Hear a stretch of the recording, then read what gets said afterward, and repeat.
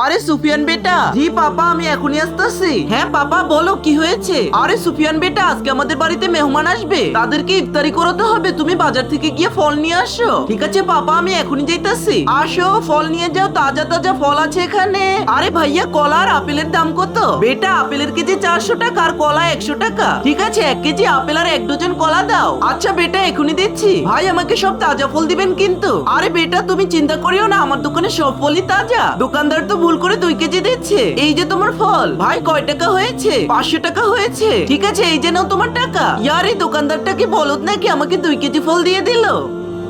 আরে বেটা সুফিয়ান, তুমি চলে এসেছো? জি বাবা, আমি দোকানে সব তাজা ফল নিয়ে এসেছি, কিন্তু এখানে তো বেশি বেশি লাগতেছে কেন? তোমাকে তো শুধু 500 টাকাই দিয়েছিলাম। আরে পাপা, আমি তো 500 টাকারই ফল কিনেছি। ওই দোকানদারটা একটু বলদ ছিল, আমাকে 1 কেজির জায়গায় 2 কেজি দিয়েছে। হ্যাঁ, তার আগে গাইস, এটি একটি ইসলামিক ও শিক্ষণীয় ভিডিও। এই ভিডিওতে কোনো খারাপ কিছু দেখানো হয় নাই, তাই কেউ লাইক সাবস্ক্রাইবও করে না। তোমার কাছে যদি ভিডিওটি ভালো লাগে তাহলে ভিডিওটিতে লাইক করে চ্যানেলটি সাবস্ক্রাইব করে দাও, আর তোমার সুন্দর নামটি কমেন্টে লিখে দাও। আরে কিন্তু তুমি দোকানদারকে এই কথা বলনি। আরে বলার কি আছে, এটাতে তো আমাদেরই লাভ হয়েছে। কিন্তু বাবা, এটা তো একটা ধোঁকা ছিল। আরে বাবা, ধোঁকা কিসের? উনি তো আমাকে বেশি দিয়েছে, আমি তো বলিনি। আরে উনি তো তোমাকে ভুল করে দিয়েছে, তুমি তো ওনাকে বলতে পারতে। তুমি তো ওনার সাথে ধোঁকা করেছো, তুমি ওনাকে না বলি এটা নিয়ে এসেছো। তুমি তো একজন মানুষের হক মেরে খেয়েছো। আরে বেটা, তুমি যে কাজটা করেছো এটা করা ঠিক নয়, এটা একটা হারাম কাজ ছিল। আর হারামে কখনো আরাম নেই, হারাম কাজ করে কখনোই কোনোভাবে ভালো থাকা যায় না। আরে পাপা, আমার ভুল হয়ে গিয়েছে, এরকম ভুল আর আমি কখনোই করবো না। এখনই গিয়ে ওনাকে এগুলো আমি দিয়ে আসতেছি।